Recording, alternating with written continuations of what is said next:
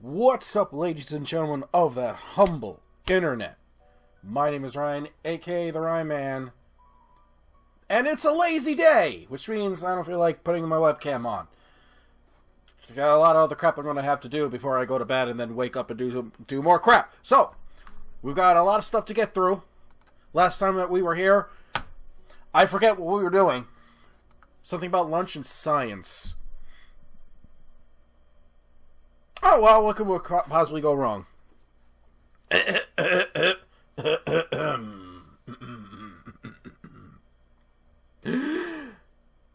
My lack of sleep last night, coupled with the increased pace of this morning's run, has left me a little exhausted.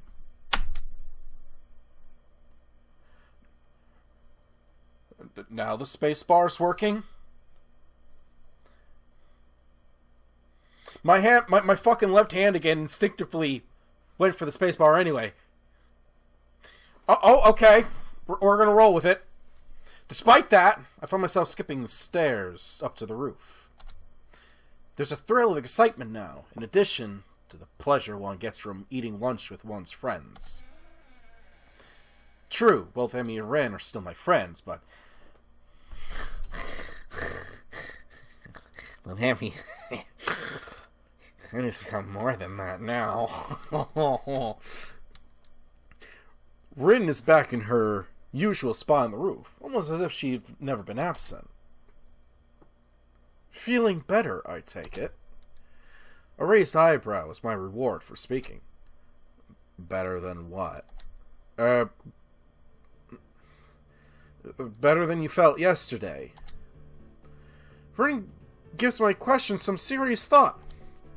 I'm not sure. Oh, it's gonna be one of those conversations. I think I might have felt rather good for some of yesterday, but it's all fuzzy. Too much cold medicine? Well, I was asleep, and that usually is pretty good. But I can't remember what it feels like to be asleep, because I'm not conscious for... What? Wait. No. No, that won't... I think that checks out. I think that makes sense. It's a real problem. Then again, if I knew how good it felt, I might not sleep any... What? Wait. If I knew how good it felt, I might not... But this way I keep trying, so I guess that's how I keep from being overtired. Oh,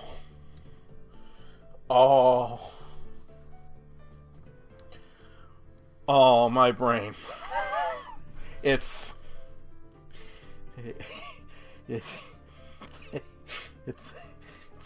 been a hot minute since I've tried had a proper written conversation. An eternal mystery to keep you sleeping at night? Maybe mystery is the wrong word. Intangibility might be the proper way to describe it. I see. No. I don't see at all. I have no idea what the fuck she's on about, but that's okay, since I rarely do. I didn't really know what she was ever on about, even when I was on her route. Do you remember...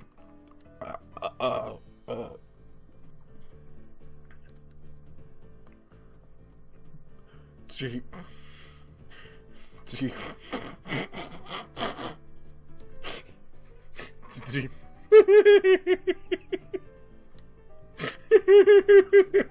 Do you remember? Do you? Oh my god! I'm losing it.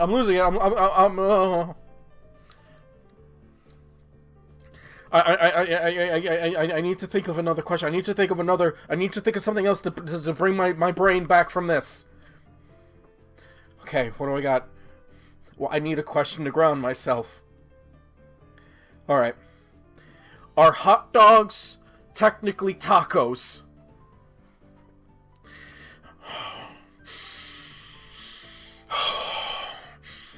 Alright, that question's gonna ground me. Like yesterday, do you remember What, you felt like sleeping yesterday? Well, I actually didn't get a lot of sleep yesterday. Maybe that's because you remember... God, I'm gonna vomit. Okay, I'm remembering my own question. And thinking of that is grounding myself back in reality. Actually, I think I was worrying about Emmy. Doesn't Emmy worry enough about herself? I hadn't considered that, but it gives me pause. True. But, would she ask for help if she needed it? Rin frowns, and I raise an eyebrow. Will I get a proper answer? Probably not. There is something she should be asking... is there something she should be asking for help with? Her leg, for starters. This seems to catch Rin's interest. Leg? It's her, but she won't see the nurse about it. Rin shakes her head in disapproval. You have to make her. Like, she makes me go to class. For her own good. No, actually, this makes sense. It's like we need a train of making things go. Wait. Okay, wait. Okay. Alright, Emmy makes Rin eat and go to class. So I have to make her go to nurse. What make me do? Oh god, I'm I don't know if it's because I'm tired after a long work week, or if Rin does this to my head.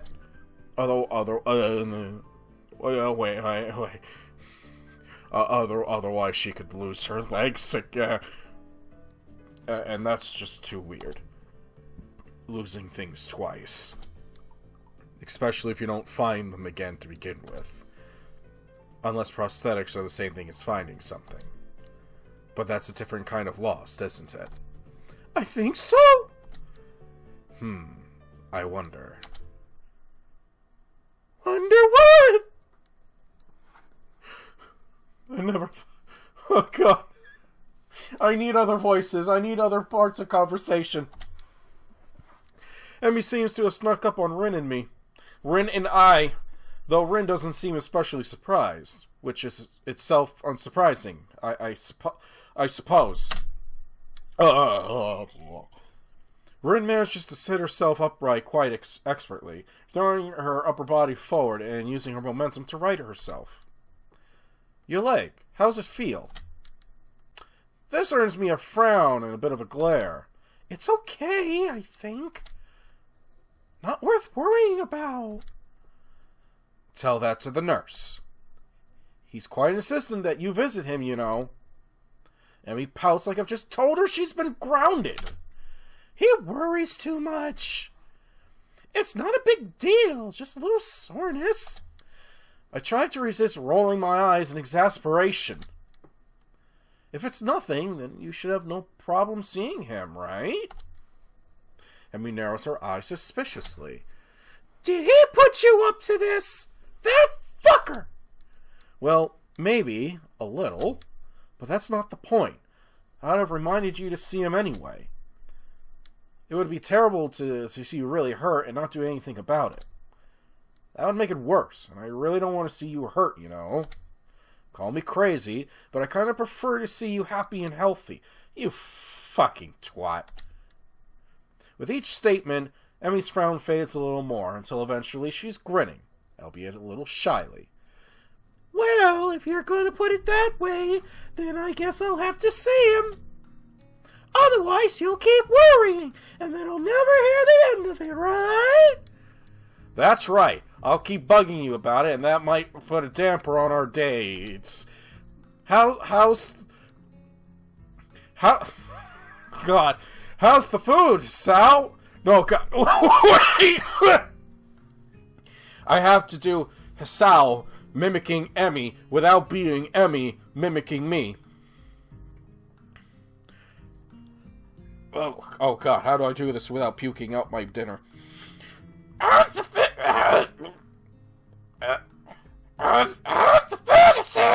Talk to the nurse, Emmy.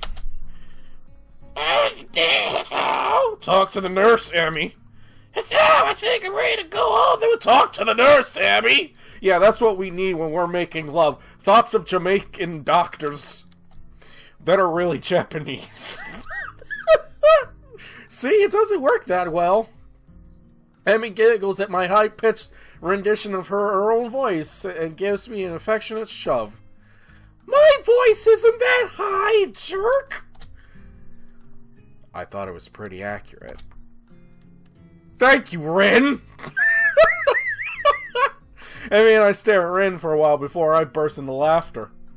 Emmy crosses her arms and huffs, mock offended. You're both jerks! Such vile calumnies from you, young woman. I'm stunned that you would call me, of all people, a cunt. Honestly, I don't know what to think. Emmy sticks her tongue out at me. You ass! So, Rin, how's the art club these days? Rin, seemingly as surprised by the sudden change of topic as I am, takes a minute to think. Okay, Rin, I'm gonna level with you, girl. If your next response is, talk to the nurse, you get another point on the board. Okay, never mind. I believe it is okay. Although Nomiya keeps telling me to work harder. But I don't think he understands my methods. He always struck me as slightly creepy. You don't say! I remember voicing that guy back in that row. Rin ponders this statement for a while. I've never really noticed. But I don't pay much attention to him most days, so maybe that's why. How often do you meet? Thinking of joining his out? No, I did that season. Though that would've, if I didn't, that would've made for excellent foreshadowing. What? Nani? Nah, I already decided to join a club. Really? Which one? Well, it's not really much of a club, to be honest. Oh, you joined the tea club? No, I joined the science club, I think. Emmy looks highly confused. We have a science club? What the fuck did we get ice cream? Not really, it's just me. You can't make your own club! I don't think that's how it works! I don't think Japanese anime rules apply in Japan! That's not a club, that's you sitting in your room reading books like a fucking nerd!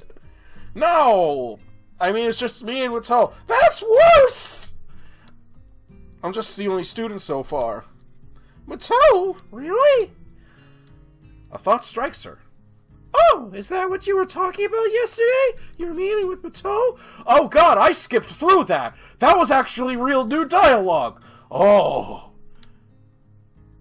Well, I guess if you yourself want to read through that bit of dialogue, you should download this game yourself.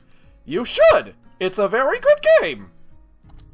Yeah, that was our first meeting, I guess. Emmy giggles. Nerd! Hey, I can't help being clever. You know, I could have used your help years ago. You should have had your heart attack earlier in life, so. I laugh and then realize it's probably one of the very rare times I laughed about my heart attack. Hindsight. Yeah. The ringing of the bell ends our conversation. Oh god, no, that's not. No, it's out. Guess we better go. Yeah, I guess so. Come on, Rin, you too.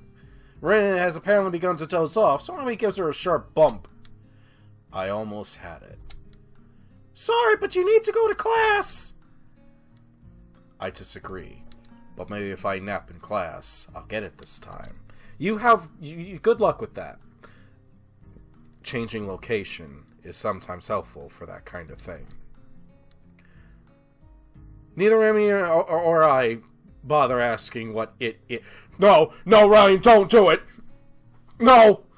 No, the copyrights! It's it. Oh, as we arrive at my classroom, Emmy gives me a quick kiss and heads down the hallway, written in tow. Oh no!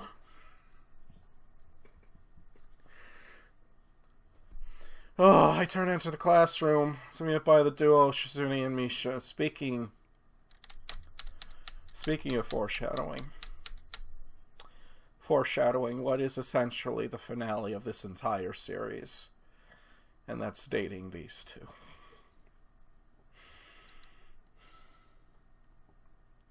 Strength, courage. I need them both. Ellipses! Misha seems to be fighting a losing battle to keep from breaking into a fit of giggles while she translates Shizune's latest rant. Well, we're pleased, nay thrilled, to see how well you've managed to make new friends and forge relationships with such a cutie too, Hishan. I think the last part was probably Misha. Ellipses. Well, nevertheless, feel compelled to politely remind you that public displays of affection are strictly forbidden. Really? Well, that's disappointing, Shishan. By Section 8 of the Code of Conduct laid out in the student handbook. Why is that disappointing? Oh, I feel so defeated every time I have to do Misha. No, not like that! No. Ellipses. In this case, however, ignorance of the law may be your excuse, as we are feeling lenient. Ellipses.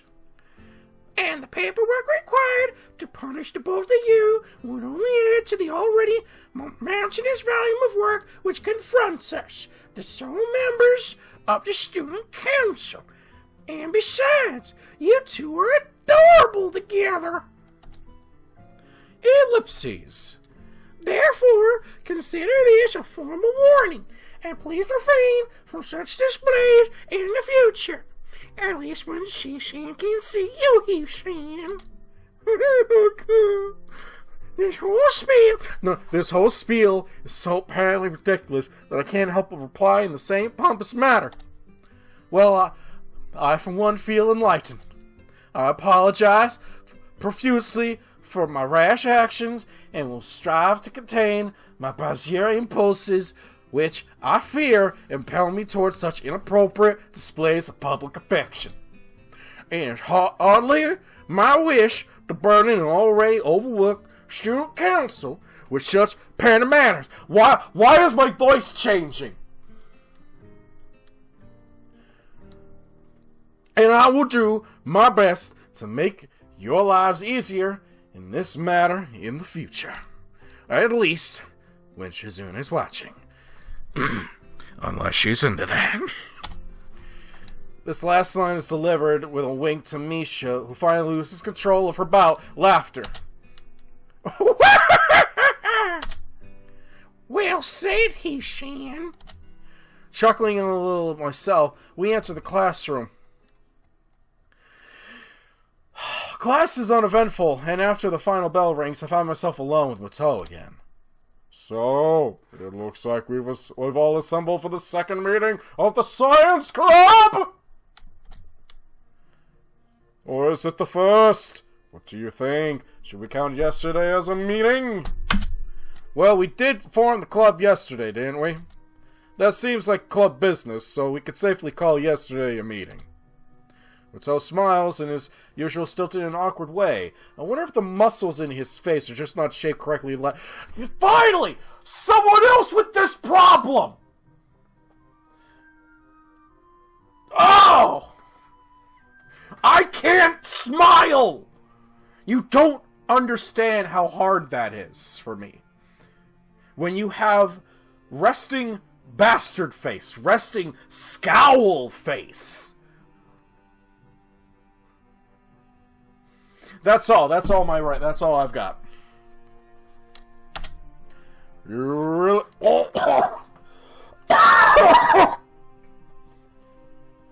Every time I find myself having to do the Misha voice, I find myself gagging. I'm okay. I apologize if that was disgusting. You really have a knack for this, I think. Logical thought processes, that is. I guess so? A scientist speaks with authority, Hasao. The answer here is, yes I do! When the world wants to know how it works, we tell it. Even if all we've got is basically a load of bullshit! But we must sound certain anyway, because we're the authorities on the subject, right? He chuckles to go along with his awkward smile at his awkward joke, doing my best not to grimace, but I think I'm being too successful. I don't think I'm being too successful. That's entirely false, of course. We know a lot, sure, but nobody's an expert on how the world works. If only because nobody can be sure. With no certainty, there are no experts. But we like to pretend sometimes. There's some things we can be certain of, right? Yes, but no! Fucking what? Wait, God fucking damn it. We know gravity's there, for example. To illustrate, Mateo picks up a pencil and drops it. See? Still there. But it's good to check every once in a while. I don't think you'd need to drop a pencil. I think we would just float away. That's why you'll still see researchers mucking about with gravity.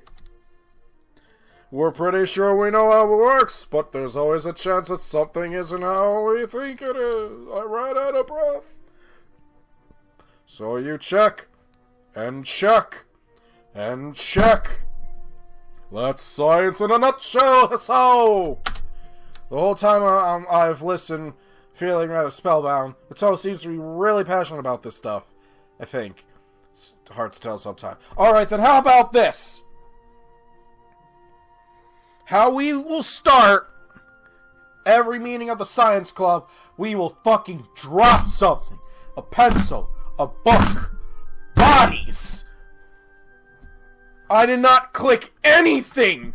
What?